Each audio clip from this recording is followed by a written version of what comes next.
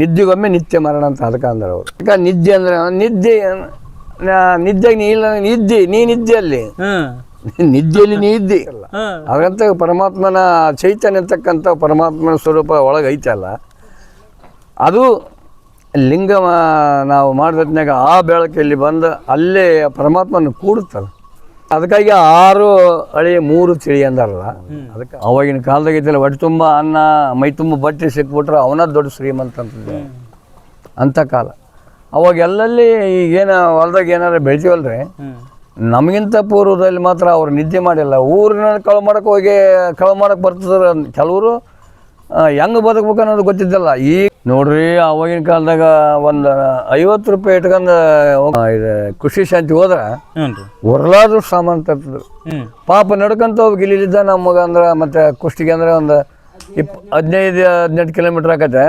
ನಮ್ಮೂರಾಗ ಇಲ್ಲಿ ಹನುಮಂತಪ್ಪ ಅಂತ ಇದ್ದ ಯಜಮಾನ, ಆ ತಕ್ಕಡಿ ಕಾಳನ್ನ ಏಸಿದ್ರು ಹೊತ್ಕೊಂಡು ನಡ್ಕೊಂತ ಹೋಗ್ಬೇಕು. ಮತ್ತು ಒಂದು ವಾರಕ್ಕೆ ಆಗೋರು ಶಾಂತಿ ಹೊತ್ಕೊಂಡ ಬರ್ಬೇಕು.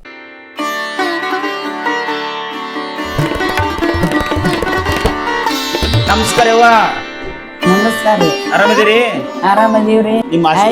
ಒಳ್ಳೇದಾಗ್ಲಿ. ತುಂಬಾ ಸಂತೋಷ. ನಮಸ್ತೆ ಅಜ್ಜರ. ಶರಣಾರ್ಥಪ್ಪ ಸರ್.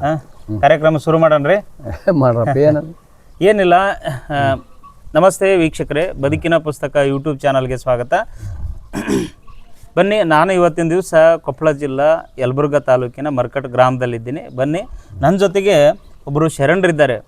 ಅವರು ಏನಿಲ್ಲ ಅಂದರೂ ಒಂದು 70-80 ವಯಸ್ಸಿನ ಆಸುಪಾಸು, 75 ವಯಸ್ಸಿನ ಯಜಮಾನರನ್ನ ಇವತ್ತಿನ ದಿವಸ ಮಾತಾಡಿಸ್ಲಿಕ್ಕೆ ಬಂದಿದ್ದೀನಿ.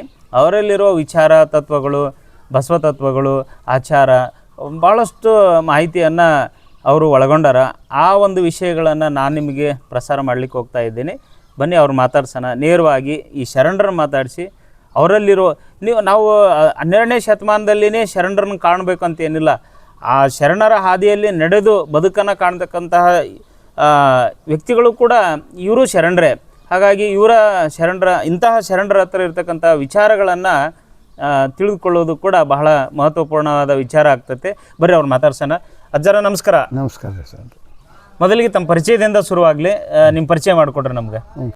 ನಾವು ಮರ್ಕಟ ಗ್ರಾಮದ ಹನುಮಗೌಡ ಬಳ್ಳಾರಿ ಕುಟುಂಬದವರು.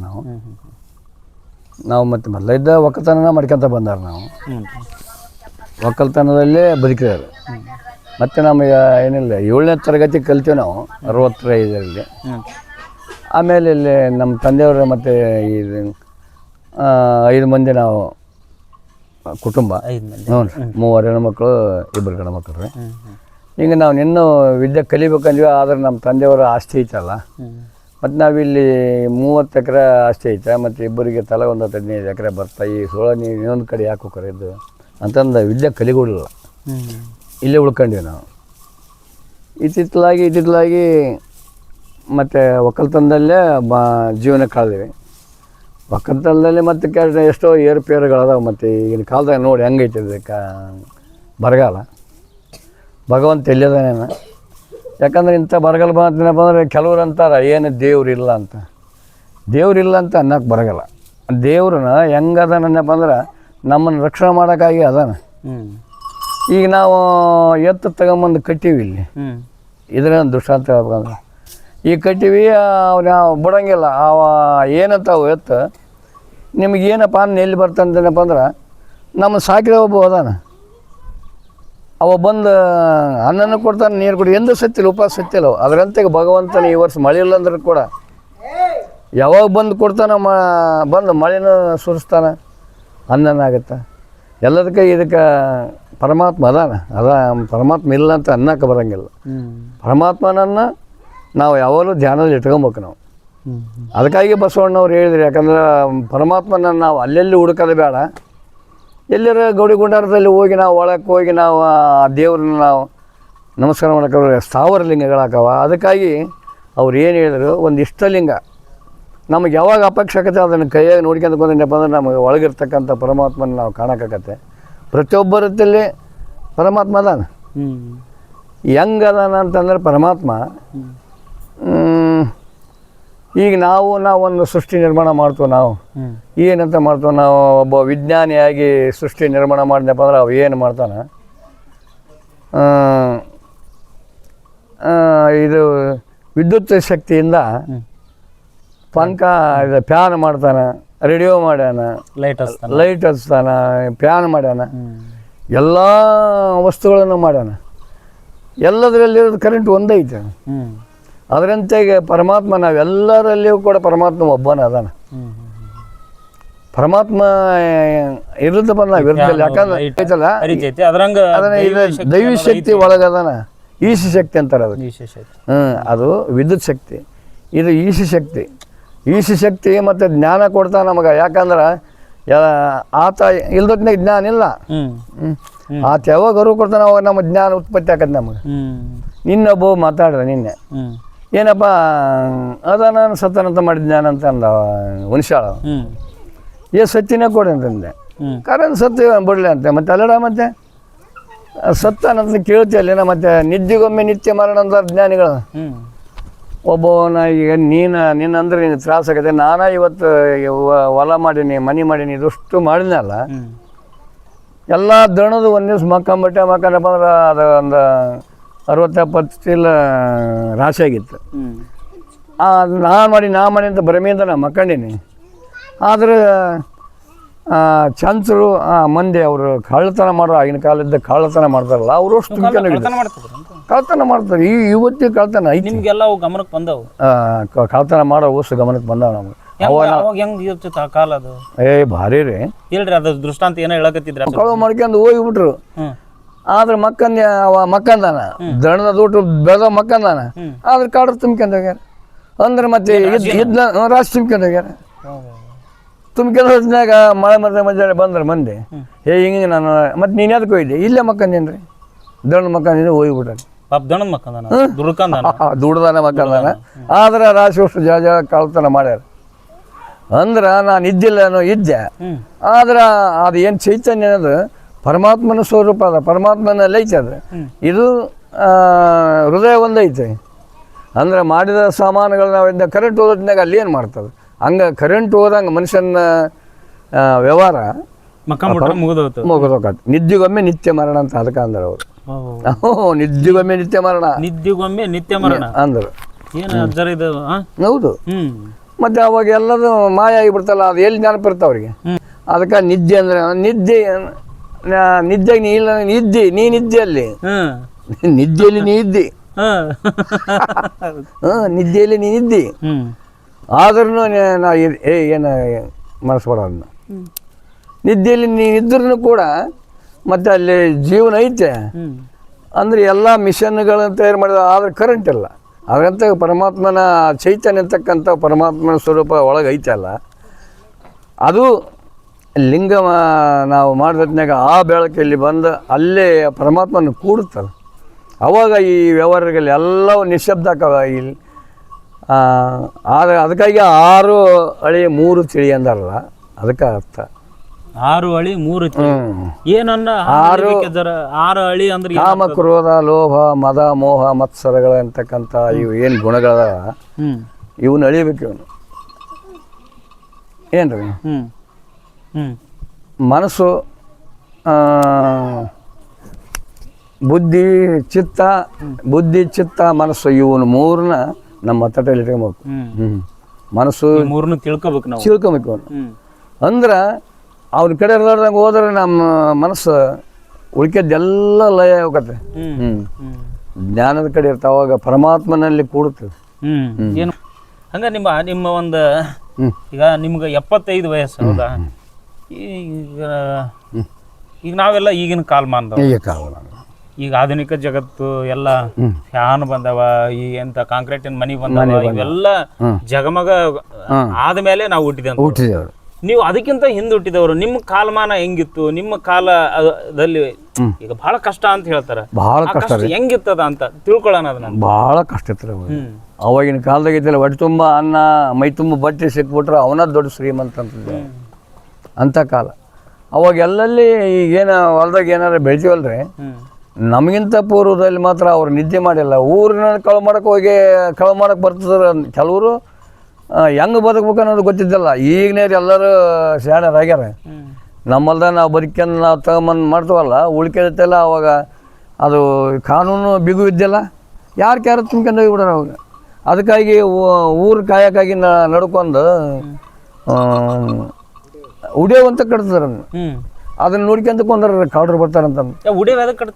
ಅದು ಮತ್ತೆ ಎತ್ತರವಾದ ಉಡಿಯೋ ಕಟ್ಟಿ ಅಲ್ಲಿ ನೋಡ್ಕೊಂತ ಕುಂದಿರ್ತಿದ್ರು ಅದೊಂಥರ ಟವರ್ ಇದ್ದಂಗ ಕಾಯ್ತಿದ್ರು, ಜನರು ಕಳು ಮಾಡ್ತಿದ್ರು. ನಾವು ಸಣ್ಣ ಭಾಳ ರೀ. ಮತ್ತೆ ಮನೆ ಬೆಳ್ಕಂಡಿ ಕಿತ್ತಾರ ಅನ್ನಾರ ಇಂದ ಕನ್ನ ಹೊಡೆದಾರಪ್ಪ. ನಿನ್ನೆ ತಾಳ್ಕೆರೆಗೆ ಒಂದು ಮನೆ ಹೊಡೆದಾರ, ಚೋಡಪುರದಾಗ ಯಾವಾಗಲೂ ಕಳುವ ಅವಾಗ ಭಾರಿ ಇದ್ದು. ಅವಾಗ ಬೆಳ್ಕಂಡಿ ಕಿಚ್ಚಿ ಬಿಡ್ತಾರೆ, ಅದಕ್ಕಾಗಿ ಸಣ್ಣ ಬೆಳ್ಕಂಡು ಇರ್ತದ್ರು. ಹ್ಞೂ ರೀ, ಅವಾಗಿನ ಕಾಲದಾಗ ಭಾಳ ಕಷ್ಟದಿಂದ ಮಾಡ್ಯಾರ. ಆಗ ಹೊಲ್ದಾಗ ಬೆಳೆದ ತೆನಿ ಕುಯ್ಕೊಂಡು ಹೋಗ್ಬಿಡೋರು ಯಾರು ಕ್ಯಾರ. ಮತ್ತು ಅವರು ಹಂಗ ಬದುಕ್ಬೇಕಂತ ತಿಳ್ಕೊಂಡ್ಬಿಟ್ಟಿದ್ರು ಅವರು. ಇವರು ಕಷ್ಟಪಟ್ಟು ನಮ್ಮಲ್ದ ಬೆಳೆದೀವಿ ಅಂದ್ರೆ ಅವು ತಗೊಂಡೋಗಿ ಬಡ್ಕಂದ ರಾಶಿ ಮಾಡ್ಕೊಂಬಿಡ್ರ ಅಲ್ಲೇ. ಅವು ನಿಯಂತ್ರಣಕ್ಕೆ ಹಿಂದಗಡೆ ಏನು ಸರ್ಕಾರ ರಚನೆ ಆಗ್ತಲ್ಲ ಅವಲ್ಲಿದ್ದು ಎಲ್ಲ ಪಾಬಂದ ಅದು. ಎಲ್ಲೆಲ್ಲಿ ಪೊಲೀಸ್ ಸ್ಟೇಷನ್ ಇಂಥವೆಲ್ಲ ಬಿಗುಗೆ ಆದತ್ನಾಗ ಎಲ್ಲ ನಿಯಂತ್ರಣಕ್ಕೆ ಬಂತು. ಈಗ ಭಾಳ ನಿಯಂತ್ರಣಕ್ಕೆ ಬಂತು ಎಲ್ಲ. ಈಗ CC ಕ್ಯಾಮ್ರಾದವ ಎಲ್ಲಿ ಕಳು ಮಾಡಿದ್ರೆ ಗೊತ್ತಿಡ್ತಾರೆ ಈಗ. ಅವು ಭಾಳ ಕಷ್ಟದಿಂದ ಭಾಳ ಕಷ್ಟಪಟ್ಟಿವ್ರಿ ನಾವು. ನಮ್ಮ ತಲೆಯಲ್ಲಿ ಐತಲ್ರಿ, ಯಾವ್ದು ಹೌದನ್ನ ಇತ್ತಲ್ಲ ಅದು ಅಲ್ಲಾಗೈತಿ, ಯಾವ್ದು ಅಲ್ಲ ಹೌದಾಗೈತಿ. ಈಗಿನ ಕಾಲದಲ್ಲಿ ನಾವು ಐತಲ್ಲ, ನಮ್ಮ ಅಕ್ಕನಾರ 3 ಹೆಣ್ಮಕ್ಳು. ನಮಗೆ ಅವಾಗ ಅಕ್ಕಿಯನ್ನು ನಾನು ನೋಡಿಲ್ಲ, ನಾವು ನೋಡಿದ್ದಿಲ್ಲ. ನಾವು 2-3 ಹಬ್ಬದಾಗ ಅಷ್ಟ ಒಂದು ಸೆರೆ ಹಾಕಿ ತಂದು ದೇವ್ರಿಗೆ ಇವತ್ತೊಂದು ಸೆರೆ ಹಾಕಿ ಅಂತಂದು ನಮ್ಮ ತಾಯಿ. ಈಗ 60-70 ವರ್ಷದಿಂದ ಅವ್ರು ನೆವಣಕ್ಕೆ ಕೊಟ್ಟು ನೆವಣನ ತಿನ್ನಾರ. ಸಂಗತಿ ನೆವಣದಾಗ ಜೀವನ ಕಳೆದ ಶಾವಿ ಆರ್ಕಾಯಿ ಇಂಥದಾಗ ಜೀವನ ಕಳ್ಕೊಂತ ಬಂದಿ ನಾವು. ಈಗ ನೋಡಿ ಯಾವ್ದು ಹೌದು ಅಂದಿದ್ವಲ್ಲ ಅದು ಅಲ್ಲಾಗೈತಿ ಈಗ. ಯಾಕಂದ್ರೆ ಅವತ್ತಿಗೆ ಅಕ್ಕಿ ಅಂದ್ರೆ ಶ್ರೇಷ್ಠ ಅಂದ್ರೆ. ಬೆಲ್ಲ ನೋಡಿದ್ರೆ ಗಾಡಾಡಕ್ಕೆ ಹೋಗಿ ಮನೆಗೆ 4 ಚಾಪೆ 6 ಚಾಪೆ ಬೆಲ್ಲ ಅಡಿಗೆ ಮ್ಯಾಲೆ ಕಟ್ಟಿರ್ತಿದ್ವಿ, ಜಂತಿ ಕಟ್ಟಿರ್ತಿದ್ವಿ ಅದನ್ನು. ಬೆಲ್ಲನ ಚಾಪ್ಯಾಗ ತುಂಬಿ ಮ್ಯಾಲೆ ಕಟ್ತೀವಿ ಜಂತಿಗೆ. ಹ್ಞೂ ರೀ, ಬೆಲ್ಲನ. ಮತ್ತೆ ಅದು ಸ್ಟಾಕ್ ಇಡಕ್ಕೆ ಹಂಗೆ ಬರ್ತೈತೆ. ಅದು ಗಾಳಿ ಆಡ್ಬೇಕು ಮೇಲೆ. ಅವು ಚಾಪಿ ಚೀಲದಾಗ ಹೊಲ್ದಿರ್ತಾವೆ, ಗಾಳಿ ಆಡ್ತೈತೆ ಮ್ಯಾಲೆ ಇರ್ತೈತೆ. ಅದು ಚಾಪಿ ಚೀಲದಾಗ ಇರ್ತೈತೆ ಬೆಲ್ಲ. ಆದ್ರೆ ಬೆಲ್ಲದ ಅಡುಗೆನ ಮಾಡ್ತಿದ್ರು. ಆದ್ರೆ ನಾವು ಯಾರೊಬ್ಬರು ಮನೆಗೆ ಬಂದ್ರಂದ್ರೆ ನಮ್ಮ ರತ್ನಾಕರ ಬಂದನಪ್ಪ ಅಂದ್ರೆ ಹೋಗಿ ಗಂಟೆ ಪುಡಿ ಸಕ್ಕರೆ ತಂದ್ರೆ ಅವತ್ತ ಆಯ್ಕೆ ಮಾಡಿಬಿಟ್ರೆ ದೊಡ್ಡರ ಬೈದ್ರೆ ಸಕ್ಕರೆ ಮಾಡಿದ್ವಪ್ಪ ಅಂತಂದ್ರೆ ಅನ್ಬೇಕು. ಇದ್ದಿಲ್ಲ ಅಷ್ಟು ಕಿಮ್ಮತ್ತು. ಅಕ್ಕಿಗೆ ಅಷ್ಟು ಕಿಮ್ಮತ್ತು. ಹ್ಞೂ ರೀ, ನಮ್ಮ ಕಾಲದಾಗ ಕಿಮ್ಮತ್ತು ರೀ. ನೋಡು ಯಾವ ಊರಾಗಾರ. ಮತ್ತೆ ನಾವು ಸಣ್ಣರಿದ್ವಲ್ಲ, ಬರೀ ಉಣೋದ್ರ ಮೇಲೆ ಚಿತ್ತ. ಇಲ್ಲಿ ಯಾವ ಪ್ರಸಾದ ಅಕ್ಕಿನ ಮಾಡ್ರಿ ಅಂದ್ರೆ ಅಲ್ಲಿ ಓಡಿ ಬಿಡ್ತಿದ್ವಿ ಪ್ರಸಾದಕ್ಕೆ. ಅಯ್ಯೋನ ಅವನ ಮಾತಾಡೋನಲ್ಲ, ಮರೆಯವನಲ್ಲ ಆಗಿನ ಕಾಲದ ವಿಚಾರಗಳನ್ನು. ನೋಡ ಬುಂದೆಗಿಂದ ಮಾಡ್ರಪ್ಪ ಅಂದ್ರೆ ಓಡಿ ಬಿಡ್ತಿದ್ವಿ ಉಣಕ್ಕೆ. ಭಯಂಕರ. ಮತ್ತೆ ಈಗ ನೋಡ್ರಿ ಬುಂದೆ ನೀಡಕ್ಕೆ ಹೋಗಂದ್ರೆ ನಾವು ಮನುಷ್ಯರಂಗೆ ಕತ್ತೆ ನಾವು ಅನ್ಯಾಕೆ ನೀಡ್ತೀವಿ. ಹ್ಞೂ ಅಂದ ನಮ್ಗೆ ಶುಗರ್ ಐತಿ ನೀಡ್ಕೊಡೋದ್ವಿ. ಅವಾಗ ದಿನ ಎಲ್ಲ ಏನೊಂದು ಕಾರಣ ಮಾಡಿದ್ವಪ್ಪ. ಸಾಮಾನ್ಯ ಕಾರಣ ಅಂದ್ರೆ ಇದನ್ನ ಮಾದ್ಲಿ ಮಾಡೋರು, ಸಜ್ಜಕ ಮಾಡೋರು, ಮಾದ್ಲಿ ಮಾಡೋರು. ಸ್ವೀಟ್ ನಿಮ್ಮ ಕಾಲದಾಗ ಆ ಕಾಲ ಭಾಳ ಸಿಹಿ ಅಂದ್ರೆ ಅದ ಇತ್ತು. ಇನ್ನೇನು ಬಳಸಿದ್ದಿಲ್ಲ ನಮ್ಗೆ. ಈಗ 20 ವರ್ಷದ ಇದು ಬಂದೈತಿ. ಈಗ ಬೆಲ್ಲ ಸಿಗದಂಗೆ ಆಗಿದೆ ನಮಗೆ. ಈಗ ಅದು ದುಬಾರಿ ಬೆಲ್ಲ ತರ್ತೇವೆ. ಈಗ ಸಕ್ಕರೆನೇ ಇದ್ದಿಲ್ಲ ಬಿಡ್ರಿ, ನಾವು ಎದ್ದಿಲ್ಲ ಅನ್ಕೊಂಬೇಕು ನಾವು. ಇತ್ತನ ರೊಕ್ಕ ಕೊಟ್ಟವ್ರಿಗೆ ನಮ್ಮ ತಲೆ ರೊಕ್ಕ ಬರ್ಬೇಕ್ರೆ ನಮಗೆ ಹಣದ ಮೇಲೆ ಲೆಕ್ಕ. ಹಣದ ಮೇಲೆ ಲೆಕ್ಕ ನಮಗೆ ಅವಾಗ. ನಿಮ್ಮ ಕಾಲದಾಗ ಎಷ್ಟು ದುಡ್ಡು ಯಾವುದರಿಂದ ಸ್ಟಾರ್ಟ್ ಆಗ್ತದೆ? ಯಾವ ಪೈಸೆ ಇದ್ವು ಅವೆಲ್ಲ? ನಮ್ಮ ಕಾಲದಾಗ ಅಂತ ಈಗ 8 ಇಲ್ಲ, 1 ರೂಪಾಯಿ ಇಲ್ಲ, 1 ರೂಪಾಯಿ ಐತೆ ನಮಗೆ ಅವಾಗ. ಬಿಲ್ಲಿ ಮೇಲೆ ಲೆಕ್ಕ ನಮ್ದು 16 ಬಿಲ್ಲಿ ಅಂದ್ರೆ ಲೆಕ್ಕನಕಲ್ಲ. 16 ಬಿಲ್ಲಿ ಅಂದ್ರೆ 1 ರೂಪಾಯಿ ಅದು. ಯಾಕಪ್ಪ 16 ಬಿಲ್ಲಿ ಅಂದ್ರೆ 1 ರೂಪಾಯಿ. 16 ಬಿಲ್ಲಿ ಅಂದ್ರೆ 1 ರೂಪಾಯಿ ಅಂದ್ರೆ 16 ಅಣೆ. 16 ಬಿಲ್ಲಿ ಅವು. 16 ಬಿಲ್ಲಿ 16 ಅಣೆ ಅಂದ್ರೆ 1 ರೂಪಾಯಿ. 64 ಬಿಲ್ಲಿ ಅಂದ್ರೆ 1 ರೂಪಾಯಿ. ಈ ನಮ್ಮ ತಿಳ್ಕಾಗ 64 ಬಿಲ್ಲಿ ಅಂದ್ರೆ 1 ರೂಪಾಯಿ. ಅವಾಗೆಲ್ಲ ಏನೇನು ವ್ಯವಹಾರ ಹೆಂಗ್ ಮಾಡ್ತಿದ್ರಿ ನಿಮ್ಮ ಕಾಲದಾಗ? ಭಾಳ ಕಷ್ಟ. ನಮ್ಮ ಚಿಕ್ಕಗ್ನೂರು ಜಾತ್ರೆಗೆ ಹೋದ್ರೆ 4 ಆಣೆ ಕೊಡ್ತಾರೆ. ನಮ್ಮ ಜಾತ್ರೆಗೆ ಆರ್ಕೊಂತ ಹೋಗೋರು 8 ಆಣೆ ಕೊಟ್ಬಿಟ್ರು 10 ಆಣೆ ಆರ್ಕೊಂತ ಹೋಗೋದು ನಾವು. ಈಗ ಅದನ್ನು ವಿಚಾರ ಮಾಡೋಣ. ಈಗ ನಮ್ಮ ಕಾಲದಾಗ ನಾವು ಸಂತೆ ವ್ಯವಹಾರಕ್ಕಂತ ಹೋದ್ರೆ ಒಂದು 500 ರೂಪಾಯಿ ತಗೊಂಡು ಹೋಗ್ತೀವಿ. ಈಗಿನ ಕಾಲದಾಗ 500-1000 ರೂಪಾಯಿ ಇದ್ರು ಕಡಿಮೆನೆ. ಈಗ ನಮ್ಮ ಕಾಲದ್ದು ಅಷ್ಟ್ರೊಳಗನ ನಾವು ಇನ್ನೂ ಸಾಮಾನು ಬರಲಿಲ್ಲ, ಇಷ್ಟು ಕಡಿಮೆ ಆಯ್ತು, ಇನ್ನೊಂದಷ್ಟು ರೊಕ್ಕ ಒಯ್ಬೇಕಂತ ಯೋಚನೆ ಮಾಡ್ತೀವಿ ನಾವು. 1000 ಖರ್ಚು ಮಾಡಿದ್ರು ಸಂತೆ ಆಗಲ್ಲ ನಮ್ದು ದಿವಸ. 500 ರೂಪಾಯಿ ಸಂತೆ ಬೇಕು. ಕಿರಾಣಿ ಅಂಗಡಿ ಅವು ಇವು ತರ್ಬೇಕಂದ್ರೆ 3000-4000 ತರ್ಬೇಕು. ಇವಾಗ ನಿಮ್ಮ ಕಾಲದಲ್ಲಿ ಕಿರಾಣಿ ಮತ್ತು ಸಂತೆಗೆ ಎಷ್ಟೆಲ್ಲ ಖರ್ಚು ಮಾಡ್ತಿದ್ರಿ ನೋಡ್ರಿ? ಅವಾಗಿನ ಕಾಲದಾಗ ಒಂದು 50 ರೂಪಾಯಿ ಇಟ್ಕೊಂಡು ಹೋಗ್ಕೊಂಡಿದೆ. ಇದು ಕೃಷಿ ಶಾಂತಿ ಹೋದ್ರ ಹೊರಲಾದ್ರು ಸಾಮಾನು ತರ್ತಿದ್ರು. ಪಾಪ ನಡ್ಕೊಂತ ಹೋಗಿ ಇಲ್ಲಿದ್ದ ನಮಗೆ ಅಂದ್ರೆ ಮತ್ತೆ ಕುಷ್ಟಿಗೆ ಅಂದ್ರೆ ಒಂದು 15-18 ಕಿಲೋಮೀಟ್ರ್ ಆಕತ್ತೆ. ನಮ್ಮೂರಾಗ ಇಲ್ಲಿ ಹನುಮಂತಪ್ಪ ಅಂತ ಇದ್ದ ಯಜಮಾನ, ಆ ತಕ್ಕಡಿ ಕಾಳನ್ನ ಏಸಿದ್ರು ಒತ್ಕೊಂಡು ನಡ್ಕೊಂತ ಹೋಗ್ಬೇಕು. ಮತ್ತು ಒಂದು ವಾರಕ್ಕೆ ಆಗೋರು ಶಾಂತಿ ಒತ್ಕೊಂಡ ಬರ್ಬೇಕು. ನಡ್ಕೊಂತ ಅಡ್ಡಿ ನಮ್ಮ ಬಸ್ ಇಲ್ಲ, ಅವಾಗ ಬಸ್ ಇಲ್ಲ. ಅಂತ ಕಷ್ಟ ಕಾಲ. ನಡ್ಕೊಂತ ನಡಿರ್ಬೇಕ್ರಿ, ಎಲ್ಲಿ ಹೋಗ್ಬೇಕು? ಅವಾಗ ನಡ್ಕೊಂತ ಹೋಗ್ಬೇಕು. ಎಷ್ಟಿದ್ರ ಏನಿದ್ದು ಹಿಂದಗಡೆ ನಮಗೆ ಜಾಸ್ತಿ ಕಾಲಕ್ಕೆ. ಈಗ ಯಾವಾಗಂದ್ರೆ 72-73ರಾಗ ಒಂದು ಗಾಡಿ ತಗೊಂಬಂದಿತ್ತ ಚಾಪಿ ಮಾದಪ್ಪ ಅಂತಿದ್ದ. ಆ ಗಾಡಿ ನೋಡ್ಕೊಂಡು ದೂರಿಂದ್ರಲ್ಲಿ ಅಲ್ಲೇ ಹೋಗಾರ ಮುಟ್ಕೊಂತಂತಂದ್ರ ಅದನ್ನು ನೋಡಿಲ್ಲ ನಾವು. TVS ಗಾಡಿ ಅದೇ ನೋಡಿ. ಇದು ಒಂದು ದಿವ್ಸದಾಗ 20-30 ಕಿಲೋಮೀಟ್ರ್ ಹೋಗಿ ಬರ್ತಾನೆ ಮನುಷ್ಯ. ಏನಂತ ಮಾಡಿದ್ವಿ ನಾವು? ನಡ್ಕೊಂತ ನಡಿಬೇಕಲ್ಲ. ನೀವು ನಡ್ಕೊಂತ ಬರೀ ನಡ್ಕೊಂತ ನಡೀವ್ರಿ. ಅಲ್ಲ, ನೀವು ನಡ್ಕೊಂತ ಹೋದ್ರೆ ಎಷ್ಟು ಕಿಲೋಮೀಟ್ರ್ ಹೋಗಿದ್ರಿ? ನಾವ್ರೆ ನಮ್ಮ ತಂದೆಯವರು ಮಾತ್ರ ಹೊಸಪೇಟೆಗೆ ಹೋಗಿ ಒಳ್ಳೆ ಬಂದಾರ ನೋಡಿ. 60 ಕಿಲೋಮೀಟ್ರ್ ನಡೆದು ಒಳ್ಳೆ ಬಂದ ನೋಡಿ. ನಾವು ಮತ್ತೆ ಒಂದು 30-40 ಕಿಲೋಮೀಟ್ರ್ ಹೋಗಿ ಬಂದಿವ್ರು. ಇಲ್ಲಿದ್ದ ಈಗ ಅಳತೆ ಮಾಡಿರ್ಬೇಕಾದ್ರೆ 8 ಕಿಲೋಮೀಟ್ರ್ ದೂರ ಆಕತಿ. ಇಲ್ಲಿಗೆ ಯಾವ ಊರು? ನೀರ್ಲೂಟಿ.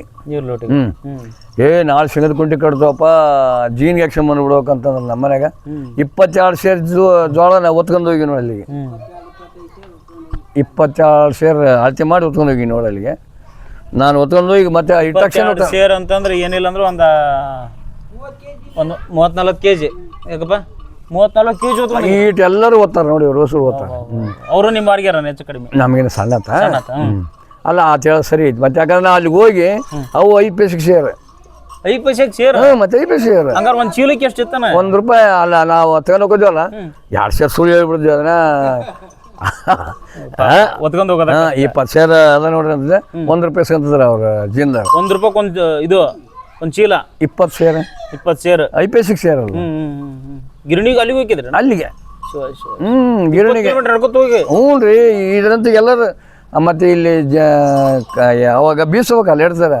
ನಮ್ಮ ಅಕ್ಕನವ್ರು ಬೀಸೋರು ಗುನ್ನಾಳಿಗೆ ಹೊತ್ಕೊಂಡು ಇದ್ದೀವ್ರು. ನಾ ಗುನ್ನಾಳಿಗೆ ಎಲ್ಲ ಇಲ್ಲಿಗೆ ಹೋಗೀನಿ.